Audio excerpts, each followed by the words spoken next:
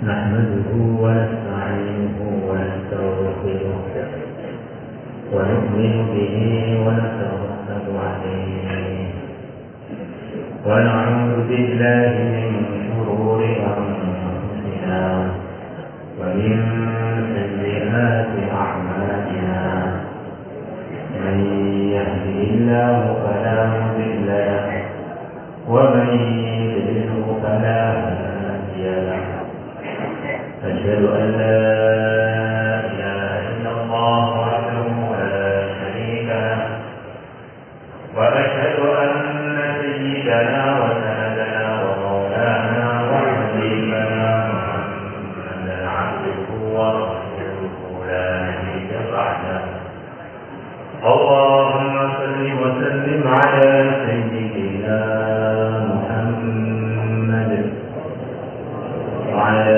آله وأزواجه وذرياته وصحابه والتابعين والناصرين بدينه إلى يوم الدين أما بعد فقد قال في كتابه الكريم إن الذين آمنوا وعملوا الصالحات يهديهم ربهم بإيمانهم تجري من تحتهم الأنهار في جنات النعيم دعواهم فيها سبحانك اللهم وتحيتهم فيها سلام وآخر دعواهم الحمد لله رب العالمين وقال تعالى ومن يؤمن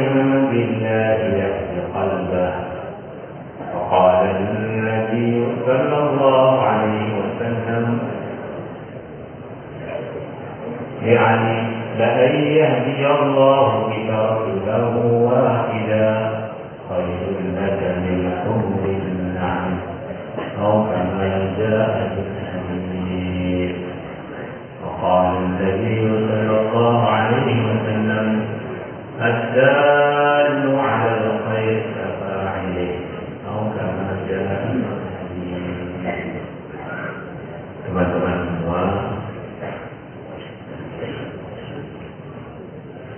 kita bersyukur kepada Allah, merasa diuntungkan Allah telah pilih kita menjadi bagian orang yang beriman. Iman begitu mahal. Andaikan di dunia ini tidak ada orang yang beriman, maka waktu itu juga dunia akan langsung tidak berbagai, langsung terjadi hadiah. لا تقوم الساعة حتى لا يقال في الأرض الله الله. Tidak akan terjadi hari kiamat sehingga tidak dikatakan di dunia ini Allah Allah alias tidak ada orang yang beriman. Ka'bah runtuh berkali-kali, dunia tidak terjadi kiamat. Begitu dunia telah dikehendaki Allah untuk kiamat, Allah datangkan angin wangi. Yang orang-orang beriman ketika menghirup angin wangi itu semuanya wafat husnul khatimah. Lepas itu dunia sudah tidak ada orang yang beriman, langsung terjadi hari kiamat. Hadirin yang dimuliakan Allah Subhanahu wa taala, suatu hari seorang sahabat Ibnu Umar radhiyallahu anhu dengan santri-santri beliau di hadapan Ka'bah. Maka beliau berdialog dengan Ka'bah, seakan-akan Ka'bah lawan bicara beliau. Beliau mengatakan, alangkah mulianya engkau wahai Ka'bah, Alangkah agungnya engkau wahai Ka'bah. Tetapi orang yang beriman di sisi Allah lebih mulia melebihi engkau wahai Ka'bah. Hadirin, kita telah dengar cerita yang diabadikan dalam Al-Quran. Cerita seorang pasukan besar, satu kelompok besar pasukan. Kerajaannya Abraha dipimpin oleh dia sendiri berangkat ke Ka'bah untuk menghancurkannya. Maka Allah kirimkan tayran ababil, burung-burung yang membawa kerikil-kerikil dari neraka. Gak usah batu, kerikil-kerikil saja. Kerikil-kerikil tadi dijatuhkan kepada pasukan dan tunggangan-tunggangannya pasukan Abraha. Maka mereka hancur lebur dengan sebab kerikil-kerikil dari neraka. Ini kualat dengan Ka'bah. Lah orang yang beriman, para hadirin, itu lebih bahaya kalau kita kualat dengan dia melebihi kita kualat dengan Ka'bah. Hadirin yang dimuliakan Allah Subhanahu wa taala. Andaikan di dunia ini seluruh orang beriman sudah wafat, tinggal satu saja, satu pun imannya paling lemah, kalau bayar ngantuan lagi. Orang iman yang satu ini dengan berkah iman dia akan menghalangi datangnya hari kiamat. Maka kita ini bersyukur jadi orang beriman dan memandang teman-teman kita beriman itu semuanya berjasa pada saya. Gak ada orang beriman yang gak berjasa pada saya, itu gak ada. Baikpun dia sempat mendoakan saya atau ngantuk aja gak sempat doakan, tetap dia berjasa pada saya. Orang beriman dengan berbagai tingkatan imannya adalah bagian dari walinya Allah. Allah tidak akan titipkan kalimat syahadat kecuali kepada hamba-hambanya yang dikasih. Ini adalah kuncinya surga. Kuncinya surga tidak akan diberikan kecuali kepada bagian dari kekasihnya Allah. Walaupun mungkin derajatnya paling rendah, tapi dia adalah bagian dari anggota grup walinya Allah. Hadirin yang dimuliakan Allah Subhanahu wa taala. Ketika Allah telah berkehendak untuk mengirimkan Nabi Adam jadi khalifah di muka bumi ini, kata sebagian ulama, khalifah itu di antara artinya adalah hamba Allah yang ditugasi untuk mencontohi gimana hidup yang benar, yang diridhai oleh Allah. Hidup yang takwa, mengamalkan perintahnya, menjauhi larangannya. Waktu itu kerajaan belum ada, manusianya baru 2 orang. Tetapi Nabi Adam telah digelari oleh Allah dengan gelar khalifah. Orang yang mengatur kehidupannya sesuai dengan prosedur yang diridhai Allah. Itulah hakikatnya yang dimaksud dengan khalifah. Walaupun dia hanya sendirian. Setiap dari kita ini adalah khalifah. Ngalifai siapa, Pak? Ngalifai mulai ujung kaki sampai ujung rambut kita. Kerajaan kita adalah diri kita masing-masing. Maka nanti di akhirat sana, orang yang beriman yang paling lemah imannya akan diberi surga untuk dia luasnya minimal 10 kali lipat dunia. Maka sebetulnya kita ini di sini ini bukan kumpulannya manusia biasa. Ini kumpulannya raja-raja besar di surga. Yang paling kecil kerajaannya 10 kali lipat dunia. Maka begitu tingginya harganya iman, Begitu orang beriman sudah selesai dihisab, sudah selesai ditimbang amalnya, maka untuk menuju surga yang dianugerahkan kepada dia, dia harus keluar dari dunia ini melewati sirat, menuju planet lain untuk mendapatkan jatahnya surga masing-masing. Dunia begitu kecil, tidak cukup untuk membalas harganya imannya satu orang. Maka kalau orang beriman kemudian tergoda dengan dunia, sebetulnya ini merendahkan derajatnya. Wong ini presidennya 10 kali lipat dunia, dapat keroyokan dunia yang akan dia tinggal, ini terlalu rendah. Orang kaya raya keroyokan plastik, kresek, sampah. Ini namanya memalukan derajatnya yang telah dimuliakan dan begitu tinggi, kok malah tergoda dengan dunia. La ilaha illallah. Maka para malaikat mengatakan, ya Allah, apakah Engkau akan menjadikan di bumi ini orang yang akan buat kerusakan di dalamnya dan akan mengalirkan darah? Ataj'alu fiha man yufsidu fiha wa yasfiku ad-dima.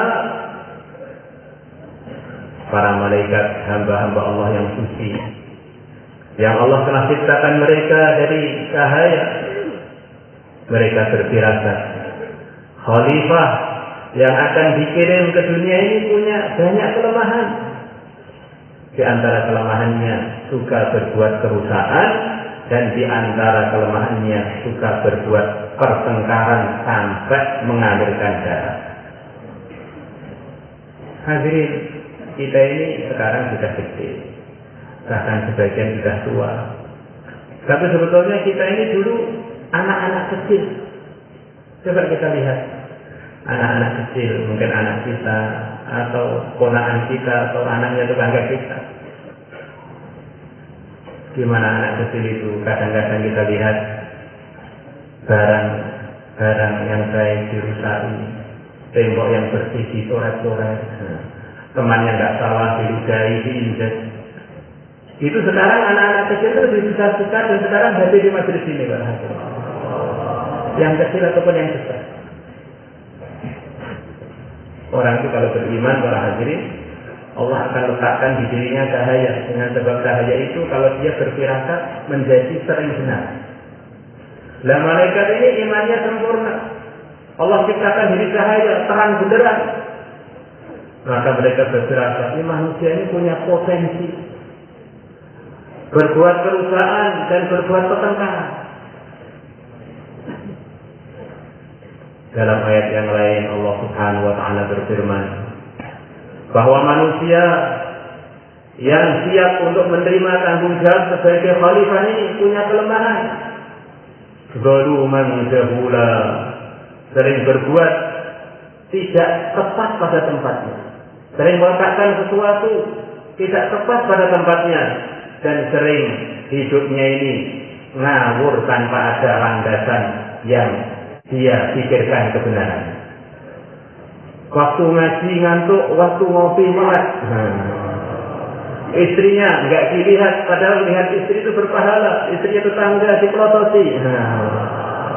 Zulum, jahula, banyak perkara telah dia lakukan, banyak perkara telah dia putuskan, tapi dia sebetulnya nggak tahu yang dia lakukan itu benar apa tidak.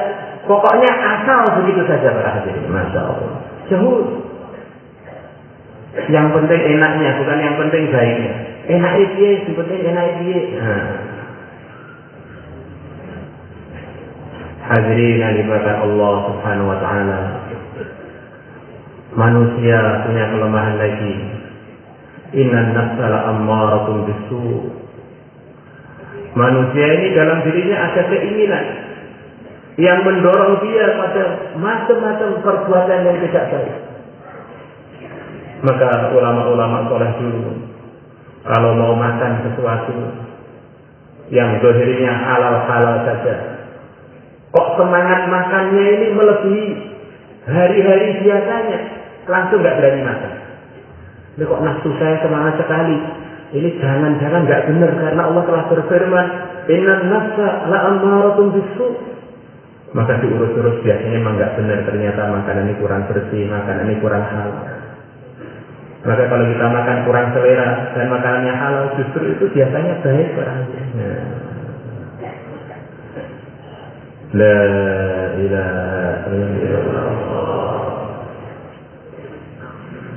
Manusia punya kelemahan lagi, di samping suka menempatkan sesuatu tidak pada tempatnya, kafar, suka tidak mensyukuri perkara yang menguntungkan diri. Yang menguntungkan dianggap tidak menguntungkan, yang tidak menguntungkan malah dicari-cari. Dunia yang sementara waktunya dihabiskan untuk itu. Begitu sudah capek pergi ke masjid tinggal ngantuknya saja. Begitu takbir tiba-tiba sudah sampai salam nggak tahu berapa rakaat apa bacaannya. Apa? Ini potensi-potensi yang menyebabkan manusia bisa nyeleweng di dalam kehidupan. Hadirin yang dilakukan Allah Subhanahu wa taala, maka manusia yang penuh kelemahan ini akan diberi tugas begitu besar untuk mengamalkan agama di bumi yang sementara ini. Kata para ulama, usia dunia dengan usia manusia itu berbeda. Ketika Allah berfirman mau ngirim khalifah di muka bumi, buminya sudah ada, tetapi khalifahnya belum ada. Maka bisa saja secara penelitian dunia ini umurnya 1000 tahun, jutaan tahun mungkin saja. Tetapi kalau manusianya, banyak ulama membedakan antara umurnya manusia dengan umurnya dunia. Nasabnya Nabi kita sampai Nabi Adam tidak terlalu jauh. Dalam beberapa isyarat hadis riwayat Abu Dawud kurang lebih umurnya manusia mulai Nabi Adam sampai nanti terjadinya kehancuran dunia kurang lebih hanya 7.000 tahunan saja.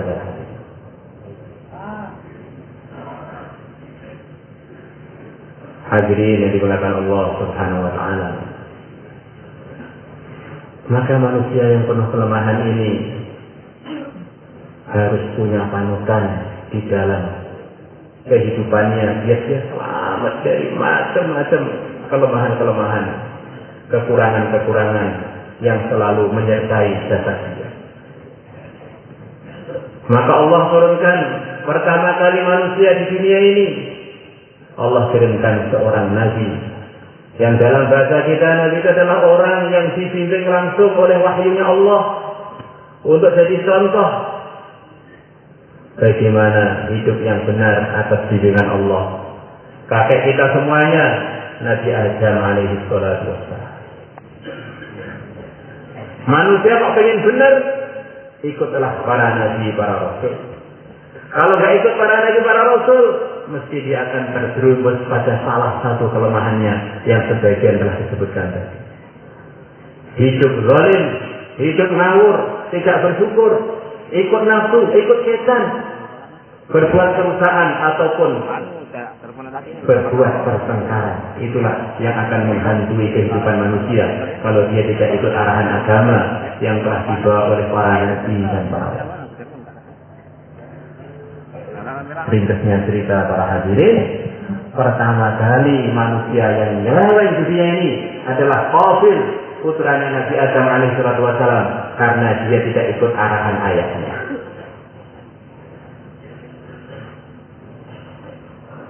Hadirin yang Allah Subhanahu wa taala, supaya kita ini bisa ikut arahan para nabi, para rasul, langkah pertama adalah kita dengan meluruskan hati kita, meluruskan keyakinan kita. Hati itu adalah raganya seluruh tubuh. Kalau hati itu benar, maka dia akan menggerakkan anggotanya menuju kebenaran dan istiqomah dalam kebenaran. Allah berfirman, "Wa man yu'min billah yahdi qalbah." Siapa yang beriman dengan Allah, maka Allah akan datangkan hidayah pada hatinya.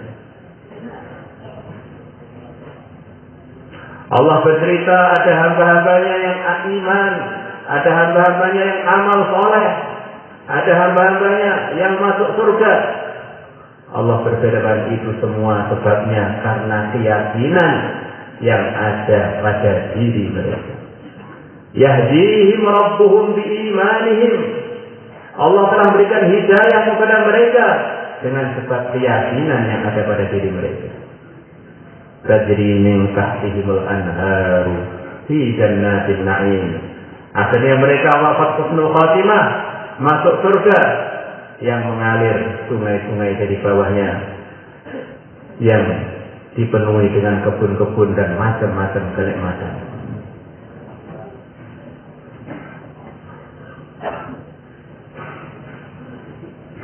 Hadirin yang dimuliakan Allah Subhanahu wa taala, iman itu adalah yang pertama dan yang utama untuk membimbing kita dalam hidayah, untuk membimbing kita untuk jadi khalifah yang sukses, menjadi petugas yang mengamalkan agama dengan sebenar-benarnya sesuai dengan yang diridhai oleh Allah. Pertama kali adalah beriman kepada Allah. Kita yakini dengan seyakin-yakinnya bahwa selain Allah itu dulunya pernah tidak ada. Sebagaimana dalam hadisnya Imran bin Husain, diriwayatkan oleh beliau dari yang mulia Nabi besar Muhammad sallallahu alaihi wasallam, kana Allah wa lam yakun syai'un ghairuhu. Yang ada hanya Allah dan waktu itu selain Allah tidak ada. Selain Allah ya termasuk kita, termasuk dunia, termasuk alam semesta. Semuanya itu dulu tidak ada. Begitu Allah berkehendak menciptakannya, maka ada. Maka selain Allah adalah ciptaannya Allah.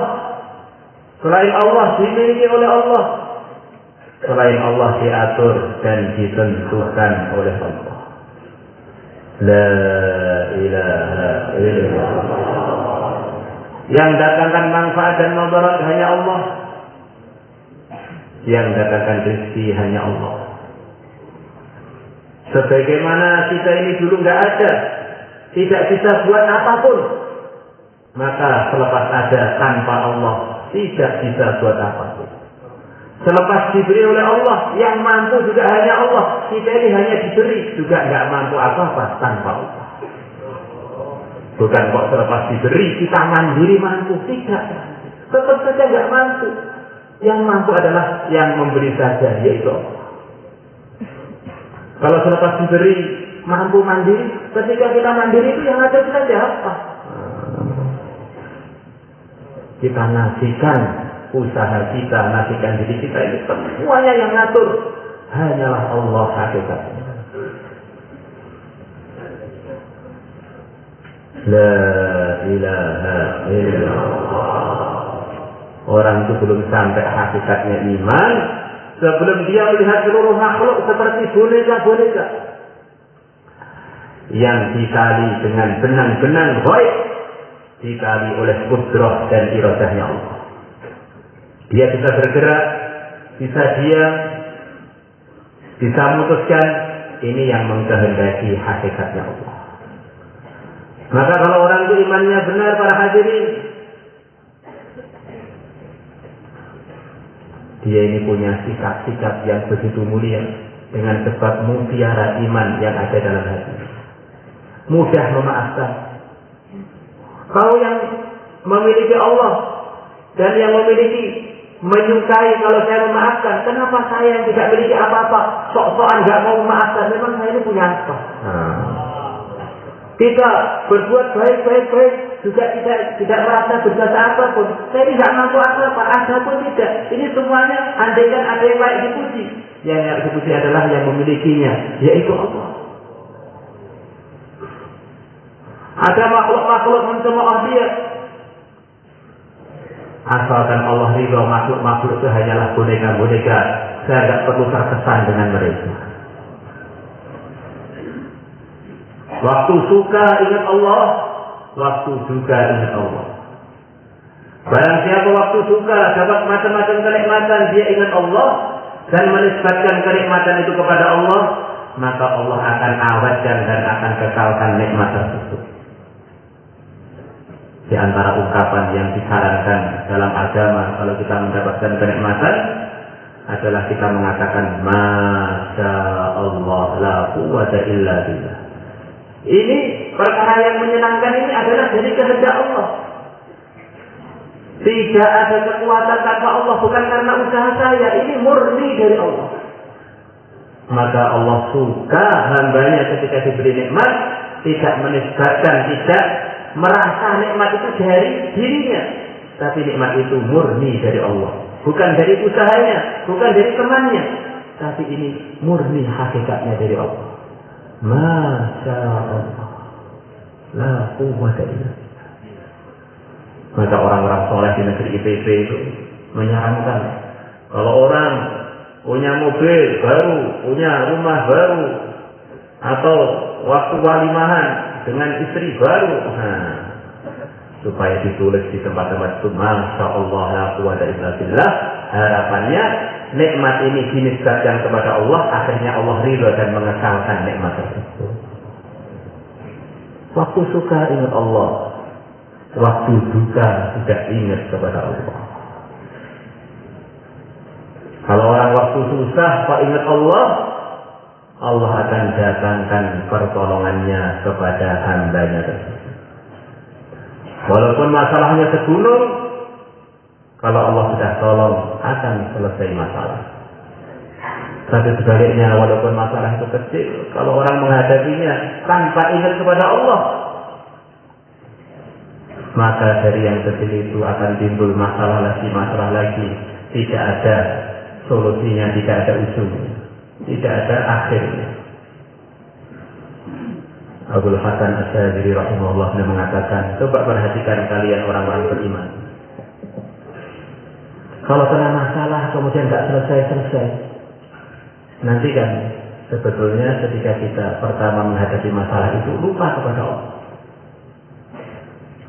Nabi Musa dan Bani Israel dalam masalah besar, belakang mereka Fir'aun siap menangkap dan membunuh, depannya lautan. Nabi Musa mengajarkan kepada Bani Israel, begini loh caranya menyelesaikan masalah yang merundung perjuangan kita, kehidupan kita. Bani Israel ketakutan, mereka mengatakan inna lamudrakun, sungguh kita akan ketangkep semuanya. Nabi Musa menasihati Bani Israel, enggak begitu itu cara menyelesaikan masalah, bukan ingat masalah, ingat yang menciptakan masalah. Dia yang menciptakan masalah memberikan bimbingan kepada kita. Allah, jangan bilang begitu. Inna ma'aya rabbi sayahdin, sesungguhnya Tuhanku bersama aku, dia akan memberikan petunjuk kepada aku. Kalau ada masalah, ingat apa perintah Allah, nanti akan datang solusi pada hati. Ada seorang sahabat, anaknya diculik oleh musuh. Akhirnya sahabat jadi datang kepada yang mulia Nabi besar Muhammad sallallahu alaihi wasallam. Ada masalah, kembali kepada aturan yang diridhai Allah. Ya Rasulullah, anak kami diculik oleh musuh. Anak kami diculik oleh musuh. Ibunya nangis terus. Kami minta solusi untuk menghadapi masalah ini. Nabi bersabda, "Aksira min qawli la hawla wa la quwwata illa billah." Kalian berdua perbanyak mengatakan la haula wa la quwwata illa billah. Ketika menghadapi masalah, nafikan kemampuan kita, nafikan usaha kita, serahkan semuanya kepada Allah. Ini adalah satu ungkapan tauhid. ungkapan keyakinan yang menyebabkan Allah ridho.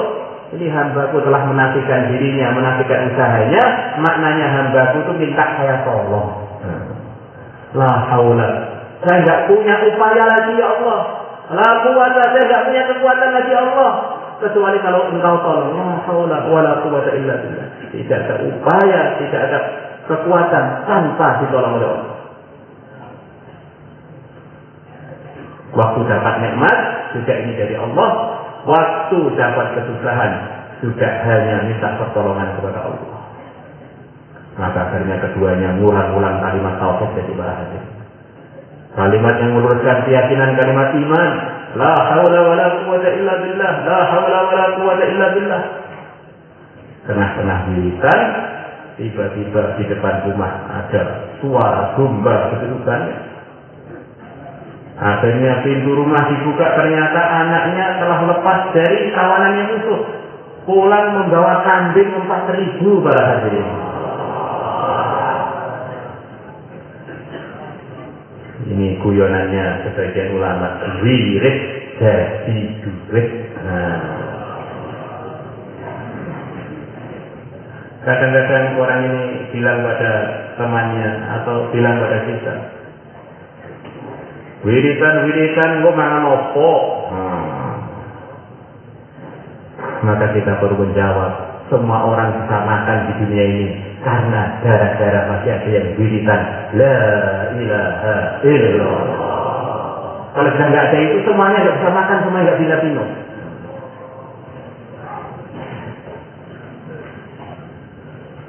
Maka sahabat itu warok, harta datang tidak langsung disantap para hadirin.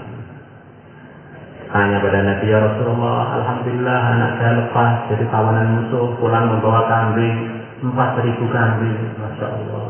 Bagaimana hukumnya? Maka Nabi mengatakan, itu rezeki yang Allah kirim kepada kamu karena ketakwaan kamu.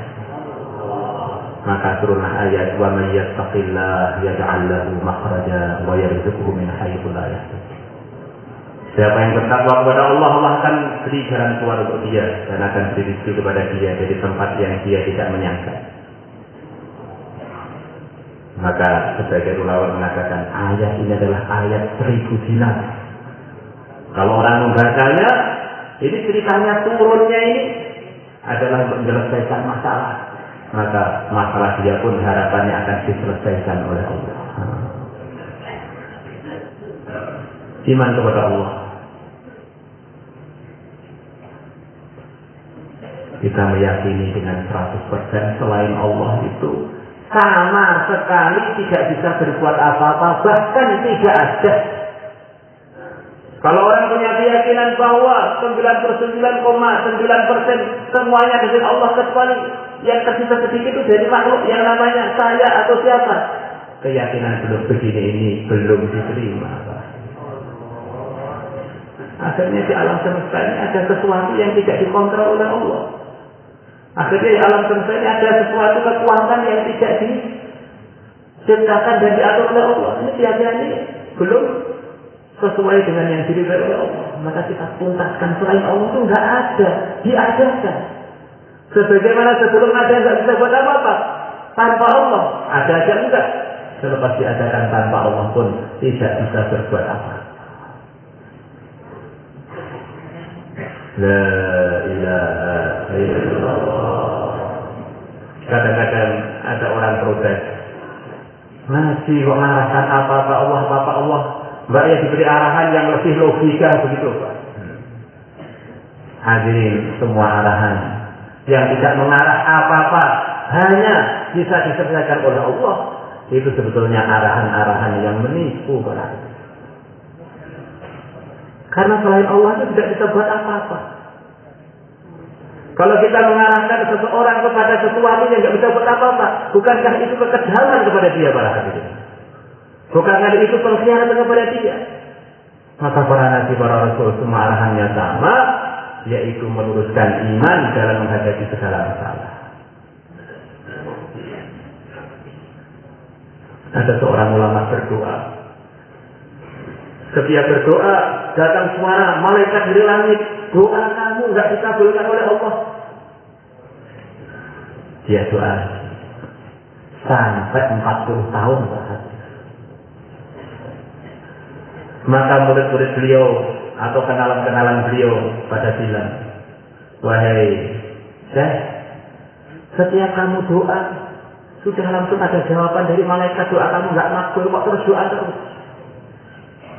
Maka beliau menjawab, nah selain Allah loh, nggak bisa buat apa-apa. Saya mau doa pada siapa? Kalau Allah belum terima ya saya doa lagi sampai kapanpun yang saya minta hanya Allah. Walaupun Allah nggak memberi, selain Allah nggak ada kok. Nggak ada solusi lain, hanya Allah. Maka tengah-tengah beliau bilang seperti itu, tiba-tiba malaikat di langit menjawab, sekarang doa kamu diterima oleh Allah. La ilaha illallah.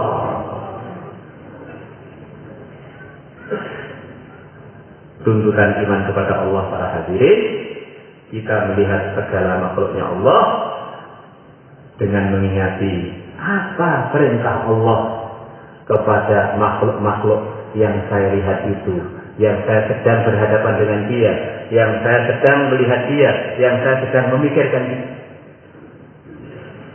Ini semuanya miliknya Allah. Apa yang disukai Allah, itulah yang akan saya kerjakan kepada makhluknya.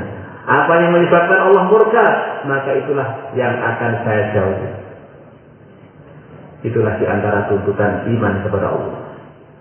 Maka kalau orang beriman kepada Allah, para hadirin, akan menjadi orang yang paling mulia akhlaknya, orang yang paling baik pergaulannya, orang yang paling baik dan paling hati-hati keputusannya.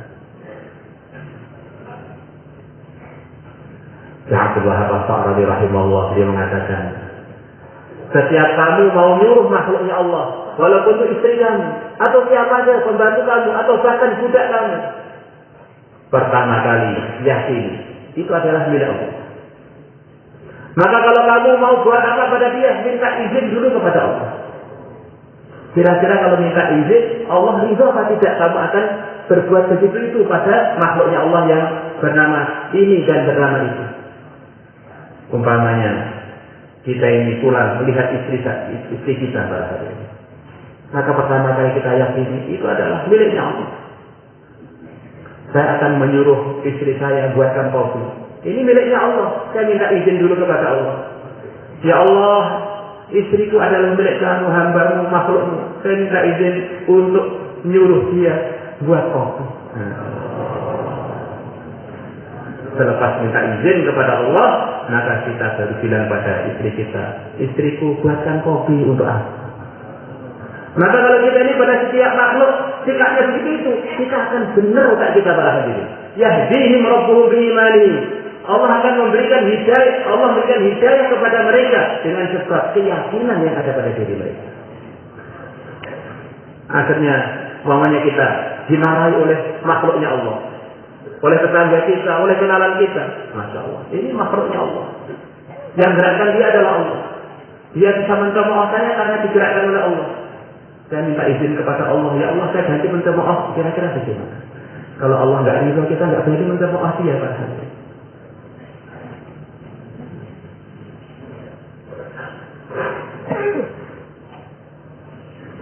Orang itu para hadirin, kalau sudah dibuka oleh Allah bahwa semua makhluk itu yang gerakkan adalah Allah, yang menciptakan adalah Allah, yang memberikan adalah Allah, dia bisa mengambil kebaikan-kebaikan dari makhluk siapapun berada.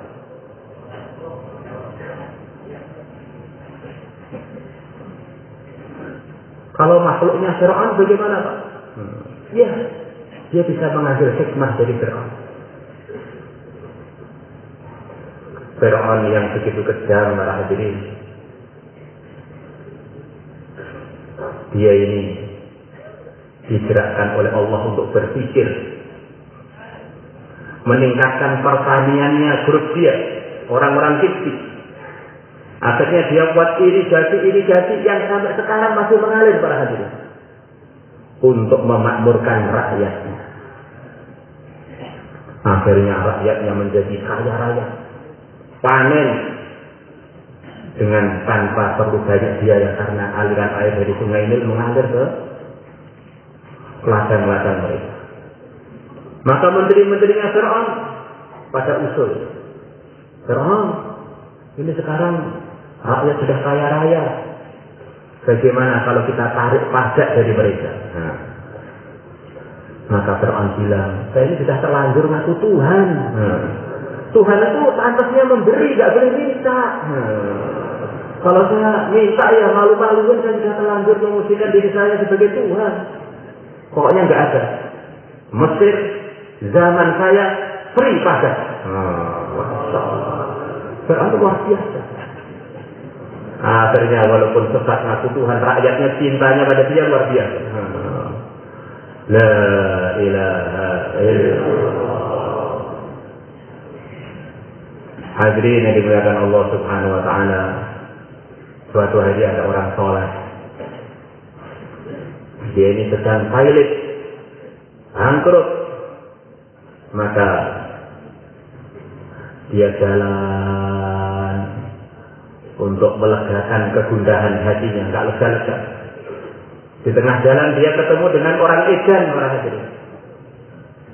Ya, karena sedang pusing, wah, ngomong dengan orang waras sudah biasa, saya mau ngomong dengan orang edan aja. Nah, maka dia sebelum ketemu orang edan tadi, dia punya partner bisnis dia, mengatakan kepada dia, kalau kamu mau, utang kamu kita bayar semua, kamu tak beri modal, tapi syaratnya ikut grup kami keluar dari Islam. Maka dia tanya pada orang gila, orang gila, bagaimana pendapat kamu? Dan utang saya banyak, bisnisnya bangkrut. Ini orang-orang yang kenal dengan saya pada nawari saya modal, bayar utang saya tuntas, tapi syaratnya saya keluar dari Islam, gimana? Maka orang edan tadi mengatakan, kami itu loh, saya itu loh yang orang edan itu tidak seedan kamu, kok punya pemikiran begitu itu. Saya edan aja nggak mau jual agama saya, kamu katanya waras kok mau jual agama, tanya lagi pada saya. Maka orang saleh tadi mengatakan, Masya Allah, Allah telah mengirimkan makhluknya yang edan untuk nasihati saya. Nggak perlu dari ulama para hadirin, kalau orang sudah dibuka tauhid benar, dari orang gila kita bisa mengambil kebaikan para hadirin. Setiap kita ketemu makhluk, kita mau interaksi dengan makhluk itu, kita minta izin kepada Allah. Ya Allah, minta izin, istri saya mau tak ajak meluyur ke tempat yang nggak baik, mesti kita nggak akan berani minta izin. Akhirnya kita jadi lurus, jadi lurus. Saya mau bisnis begini, ya Allah minta izin. Akhirnya kita nggak berani karena itu tidak diridhoi oleh Allah. Akhirnya hidupnya ada kontrolnya dengan sebab iman yang membimbing. Hadirin yang dimuliakan Allah Subhanahu wa taala. Kemudian yang kedua adalah iman kepada utusan-utusannya Allah. Iman kepada yang mulia Nabi besar Muhammad sallallahu alaihi wasallam. Dengan keyakinan untuk menuju ridhonya Allah, untuk menuju perbaikan hubungan dengan Allah, jalannya hanya satu, yaitu ikut yang mulia Nabi besar Muhammad SAW. Ikut Rasulullah berarti taat kepada Allah. Taat kepada Allah, sukses akhirat dan sukses dunia. Ikut Rasulullah, yuhibbukumullah wa yaghfir lakum dzunubakum. Akan datang kecintaan dari Allah dan akan diampuni dosa oleh Allah. Kalau orang sudah dicintai Allah, diampuni dosanya oleh Allah, sudah jalan tol menuju surganya Allah. Maka kita evaluasi kehidupan kita 24 jam, bagaimana semuanya ikut arahan, ikut Islam yang telah dibawa oleh yang mulia Nabi besar Muhammad sallallahu alaihi wasallam.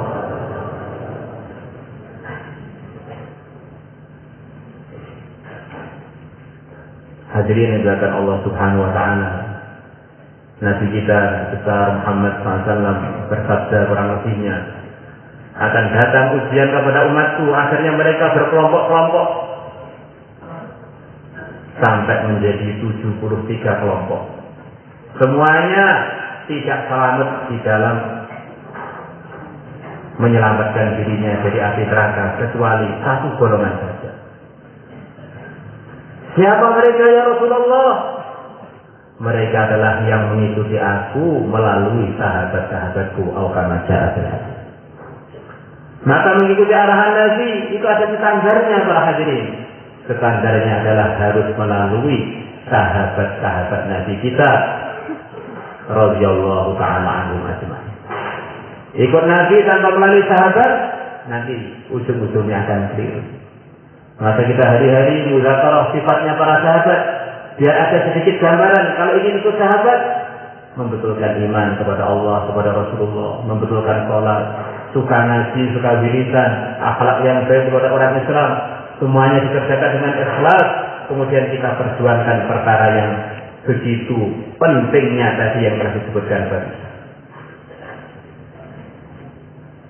Para ulama sepakat bahwa kalau orang itu ikut salah satu imam yang jadi contoh dalam amal agama, maka dia bagian dari yang mengikuti Nabi melalui prosedur yang benar, melalui sahabatnya yang mulia Nabi besar Muhammad SAW, yaitu ikut Al-Imam Asy-Syafi'i, atau ikut Al-Imam Malik, atau ikut Al-Imam Ahmad, atau ikut Al-Imam Abu Hanifah. Ini adalah satu lembaga yang kredibel, yang akurat di dalam menjadi bagian dari orang yang mengamalkan Islam dengan benar, orang yang mengamalkan Islam sesuai dengan yang dulu dibawa oleh yang mulia Nabi besar Muhammad SAW.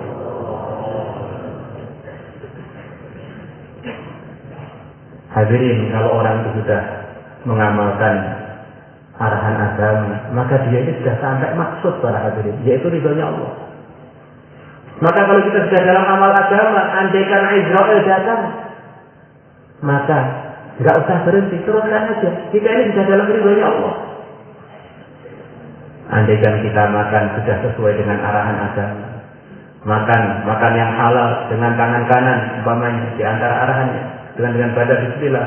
Israel datang, teruskan makan, selesai makan sudah jadi penduduk surga. Maka kita mulai pagi sampai tidur lagi kita evaluasi. Jangan sampai ada celah yang tidak ikut arahan Nabi, akhirnya nanti jadi masalah.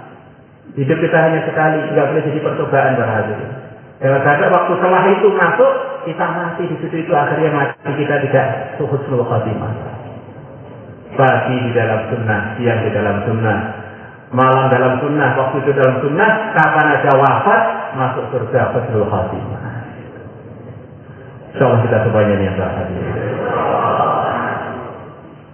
Satu-satunya jalan untuk meraih ridhonya Allah hanyalah dengan mengikut yang mulia Nabi besar Muhammad SAW. Hadirin yang dimuliakan Allah Subhanahu wa taala, kita beriman kepada Al-Qur'an. Yang mulia Nabi besar Muhammad SAW bersabda, aku telah tinggalkan kepada kalian umatku dua nasihat. Satunya nasihat yang diam, satunya nasihat yang berbicara.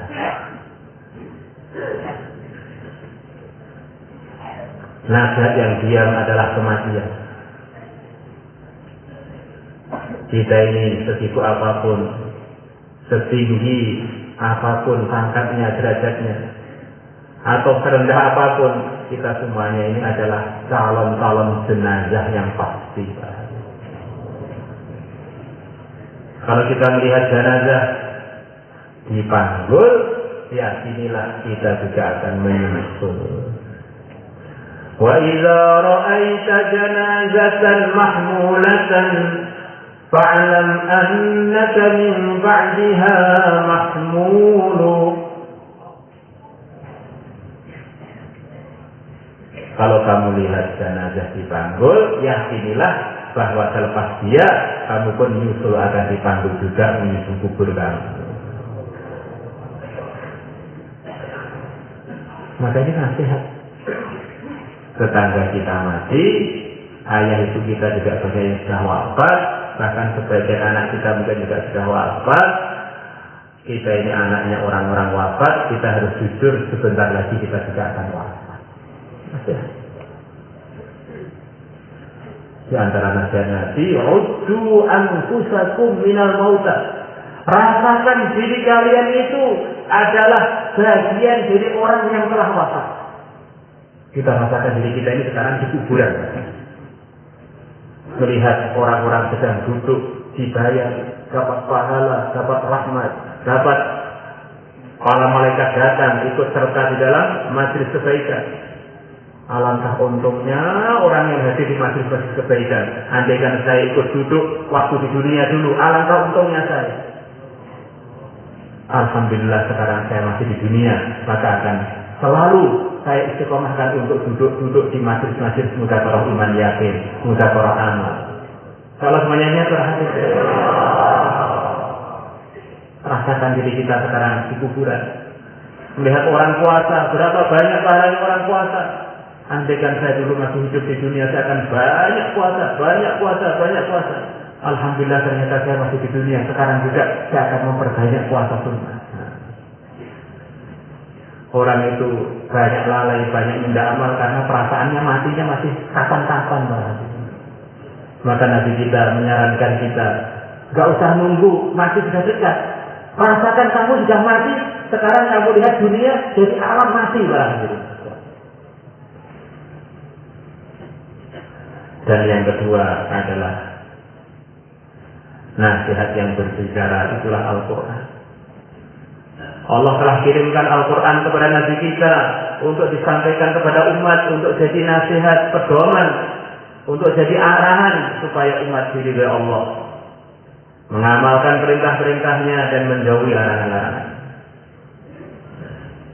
Di antara isi Al-Quran para hadirin, warka'u ma'ar rafi'in. Kita para laki-laki diperintahkan untuk sholat berjamaah. Yang perintahkan langsung Allah SWT. Warka'u ma'ar rafi'in. Kalau kita semuanya ini hadirin yang dimuliakan Allah Subhanahu wa taala, di antara nasihat Al-Quran, kita diperintahkan langsung oleh Allah untuk meluangkan waktu memperjuangkan agama Allah. Ini bagian perintah langsung dari Al-Quran. Perintahnya Khalik kita kepada kita. Infiru khifafan wa thiqala wajahidu fi sabilillahi bi amwalikum wa anfusikum. Maka kita semuanya, kita atur waktu kita, sebagian waktu kita gunakan untuk memperjuangkan agama Allah. Kalau semuanya ini terhadap para ulama mengatakan orang itu kalau hidupnya tidak ada perjuangannya, ceritanya itu kalau ditulis di buku satu baris sudah kepanjangan berarti.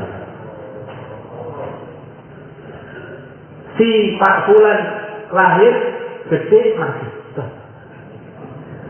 Tapi kalau orang itu hidupnya ada perjuangannya, di sana menghidupkan masjid, di sana jadi asbab kebaikan, di sana menghidupkan TPA, di sana jadi asbab orang sholat jamaah, di sana jadi asbab orang dapat hidayah, di sana mengislamkan orang, di sini Masya Allah. Akhirnya buku catatan amalnya ini bertumpuk-tumpuk, belum selesai-selesai ditulis oleh para malaikat orang itu. Semua kebaikan yang kita lihat di dunia ini, termasuk yang andil tersesat adalah para pejuang-pejuang agama. Masya Allah, bagaimana kita bisa bayangkan pahalanya para dai sebelum kita, Wali Songo dan teman-temannya, seluruh Nusantara dapat hidayah. Asbab terbesarnya beliau-beliaunya. Beliau sudah dikubur, dapat kiriman dari seluruh Nusantara. Adanya masjid, adanya orang hafid Quran, hafid, adanya orang Islam, adanya orang yang memikirkan agama. Masya Allah. Suatu hari yang mulia Nabi besar Muhammad Sallallahu Alaihi Wasallam, beliau nasihati sahabat-sahabat yang baru, supaya hormat kepada sahabat-sahabat yang lebih senior. Beliau mengatakan kurang lebihnya, kalian sahabat-sahabat baru ini jangan mencaci sahabat lama. Andaikan kalian yang baru-baru ini infak sebesar gunung Uhud berupa emas. Infaknya bukan infak biasa-biasa, sebesar gunung Uhud semuanya emas. Infak kalian yang begitu besar ini tidak akan sampai pahalanya senior-senior kalian yang hanya infak 1 mud saja. 1 mud itu ada 600 gram barangkali. Atau bahkan separuh mud, yaitu 300 gram. Karena yang junior-junior ini adalah hasil amalannya yang senior. Begitu yang junior dia meningkat, begitu pahalanya yang lebih lama juga meningkat, maka akhirnya nggak bisa dilalui dan bisa didahului oleh orang-orang yang bawahnya telah. Maka itulah kata para ulama, sekecil-kecilnya sahabat, wali sebesar apapun sampai hari kiamat, tidak ada yang bisa sampai ke derajatnya selemah-lemahnya sahabat. Karena semua kebaikan selepas sahabat itu para hadirin, asbabnya adalah para sahabat. Dan sahabat ini keyakinan kita pada beliau-beliaunya berbeda dengan keyakinan kita kepada selepas beliau-beliaunya. Kalau sahabat ini kita wajib yakin beliau-beliau memang resmi sudah jadi wali Allah, telah diridhoi oleh Allah. Jadi kalau selepas sahabat, sehebat apapun orang, maksimalnya kita husnudzon yang maksimal.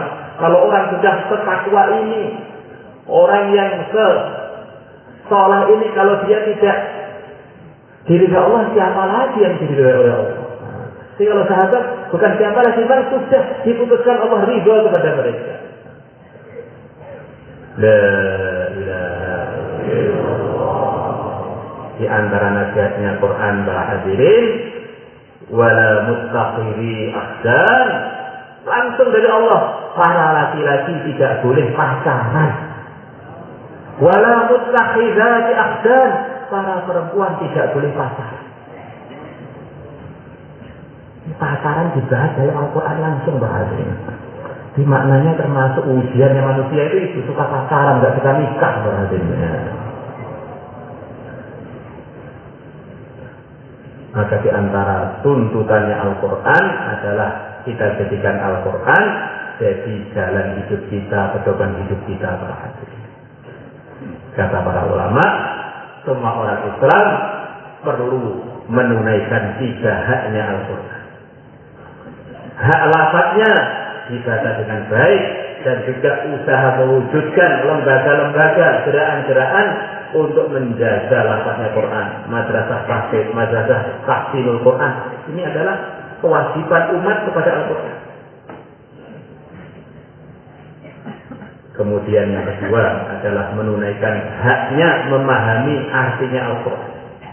Maka perlu ada sebagian umat Islam yang usaha untuk mendalami makna-makna Quran supaya dia jadi tuntunan bagaimana mengamal Quran yang benar di dalam kehidupan. Targetnya setiap rumah ada hafidz Qurannya dan ada alimnya. Biar ada contoh baca Quran yang benar dan ada contoh mengamalkan Quran yang benar.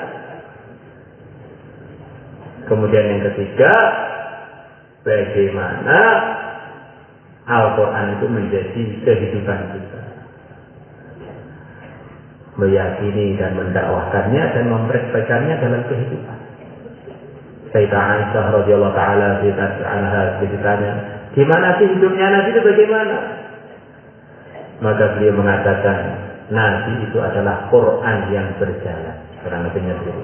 Karena khuluqul Quran dulu, perilakunya Nabi ya Quran itu.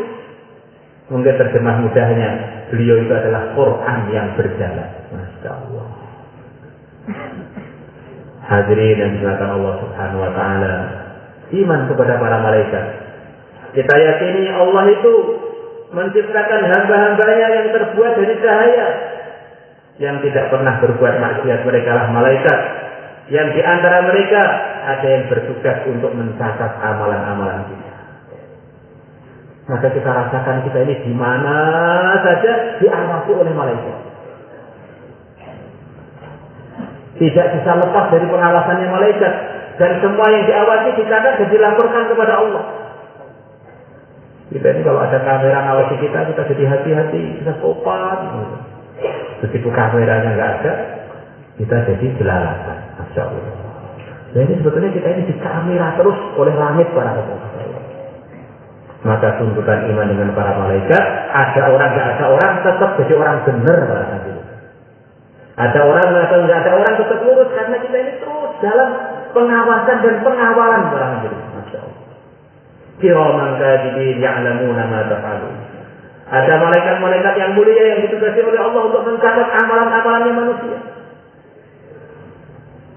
Maka apa saja yang merusak hubungan kita dengan para malaikat, kita jauhi. Yang menyakiti para malaikat, kita jauhi.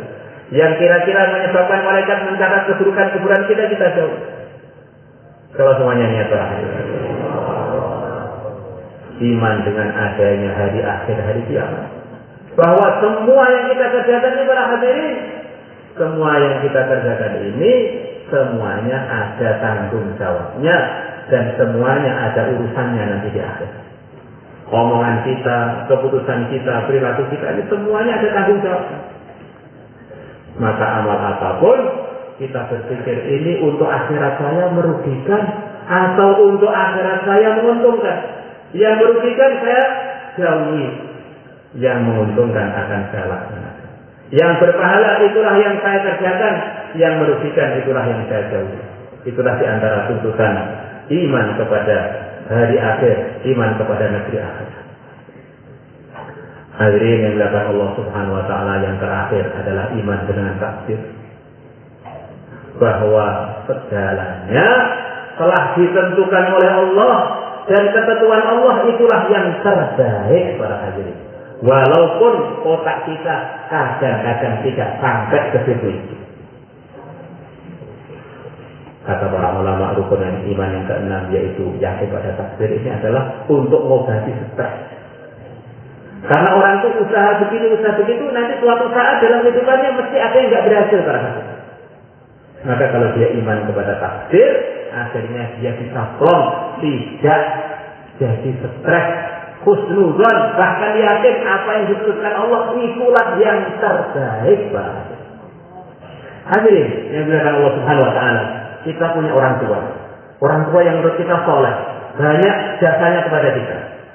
Kemudian ada orang yang mencemooh dia, tentu kita akan marah, bahkan kalau perlu kita berani berkelahi dengan dia. Hadirin, kita punya seorang guru yang kita anggap atau bahkan kita yakini dia adalah seorang walinya Allah. Ada orang mencemooh dia, kita berani batok-batokan gara-gara guru kita. Hadirin karena Allah, kita punya panutan yaitu Imam Syafi'i. Kalau ada orang menghina beliau, wah marah kita lebih parah lagi. Kita punya panutan para sahabat. Kalau ada orang mencaci sahabat, kita marahnya lebih lagi berarti. Yang mulia Nabi Muhammad SAW kok kita dengar dicemooh, marah kita sudah enggak kepalang berarti, sudah enggak bisa diukur lagi. Pokoknya apapun risiko akan saya terjang demi membela kehormatan yang mulia Nabi Muhammad SAW. Ini orang-orang hebat, orang-orang soleh tadi adalah ciptaannya Allah. Suudzon pada beliau-beliaunya kita anggap sangat buruk. Bagaimana kalau kita berburuk sangka kepada Allah? Tentu itu adalah kelancangan yang selancang-lancangnya para hadirin. Suudzon pada makhluk-makhluk yang mulia menyebabkan Allah murka. Bagaimana kalau kita buruk sangka kepada Allah? Apa yang ditakdir Allah itulah yang terbaik, tetapi kadang-kadang otak kita tidak sampai.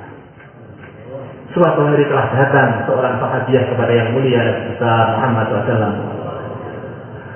Beliau bertanya, ya Rasulullah, bagaimana nasib anak-anak saya yang wafat tanpa iman? Maka Nabi kita menjawab, mereka di neraka. Maka wanita tadi sedih dan menangis. Nabi kita mentarget dia.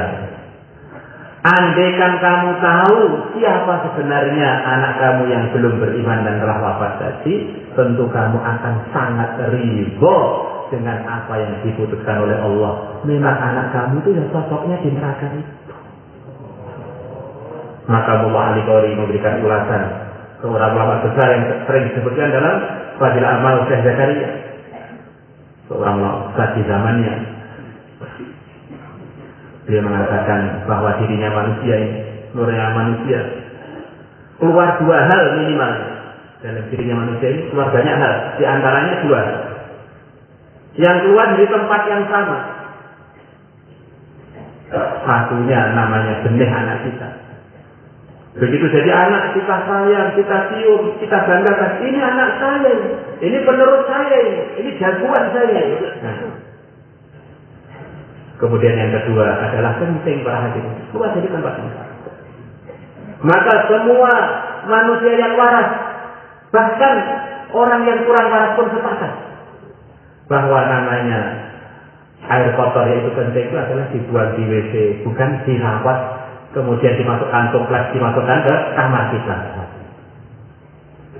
Semuanya sepakat bahwa namanya kotoran itu walaupun keluar dari badan kita itu bukan anak kita, itu kotoran diri kita harus kita buang. Surga adalah tempat yang suci, tempat yang wangi. Maka orang-orang yang belum beriman para hadirin ini belum mendapat sertifikat untuk ini para hadirin. Maka kalau dia dimasukkan surga tidak pantas, malah memetingi surga para hadirin. Menyebabkan surga baunya tidak enak. Maka kalau orang memang takdirnya wafat tanpa iman, memang cocoknya dia di neraka. Ini salah satu gambaran bagaimana kita khusnuzon pada takdirnya Allah. Maka nanti ketika Allah telah putuskan yang di neraka, yang di surga, yang penduduk neraka dan penduduk surga mengatakan kata-kata yang sama. Wa qila alhamdulillahi rabbil alamin, semuanya muji Allah. Segala puji bagi Allah. Yang di neraka juga sudah tahu diri memang kami itu kalau masuk surga enggak pantas. Yang di surga juga tahu diri kami ini memang punya mutiara iman, dimasukkan neraka selamanya enggak pantas, mesti suatu saat kita akan masuk ke surga. Hadirin yang dimuliakan Allah Subhanahu wa taala, itulah sumber hidayah pertama kali adalah iman kepada Allah. Dan tentang rukun iman ini harus kita bawa kapan saja, Pak. Kalau dirikan, mungkin kita kadang dirikan, kadang tidak. Jadi kalau iman 24 jam harus kita bawa terus, para hadirin. Ada 1 menit bahkan kurang dari itu kita nggak bawa iman, para hadirin, kita wafat naudzubillah bakal ada di neraka. Maka rukun iman 6 harus selalu kita bawa supaya kita ini selalu dalam hidayah. Kalau semuanya niat para hadirin. Hadirin yang Allah Ta'ala, para ulama membedakan antara keyakinan dan amal. Walaupun semuanya ada di jasad kita ini para hadirin. Keyakinan juga ada di jasad kita, amal juga ada di jasad kita. Maka iman dan amal ini semuanya di jasad kita. Selepas imannya benar, kita perbaikan amal. Karena sama-sama di jasad saling mempengaruhi para hadirin. Kalau imannya benar, akhirnya mendorong amalnya benar. Kalau amalnya benar, menguatkan imannya yang sudah benar. Kalau hatinya imannya kurang benar, akan menggerakkan anggota tubuhnya untuk menuju yang tidak benar. Begitu juga kalau anggota tubuhnya tidak benar, akan mempengaruhi imannya yang sudah benar. Maka para ulama mengatakan al-imanu yazidu wa yanqus. Yazidu bi ziyadatil a'mal wa yanqusu bi ma'asillah. Iman itu bisa tambah, bisa berkurang. Kalau orang taatnya tambah, imannya akan menguat, akan bertambah. Kalau orangnya berbuat maksiat, maka imannya akan terkurangi barangkali. Maka selepas iman orang itu benar, maka dia harus usaha untuk meluruskan amalnya, biar imannya terus terawat, meningkat, menguat, akhirnya hidup dengan benar, amal dengan benar, wafat husnul khotimah. Insya Allah semuanya niat barangkali. Maka untuk itu semua siapa yang siap meluangkan waktu untuk pelurusan iman dan amal, silahkan untuk keluar 1 tahun barangkali, silahkan insya Allah. Teman-teman sekalian, jamaah 1 tahun yang belum terdaftar, yang belum masuk rombongan, yang masih terlewat tapi belum masuk ke nomor jamaah, silakan berdiri. Jamaah 1 tahun. Teman-teman sekalian, jamaah 1 tahun dari kampung maupun dari orang-orang yang masih di pesantren yang sebentar lagi lulus, silakan daftar niat 1 tahun. Silakan langsung berdiri ke kantor kasir di belakang. Mari. 1 tahun untuk alim ulama, jamaah sekalian. Mari Pak. Mohon jangan bubar.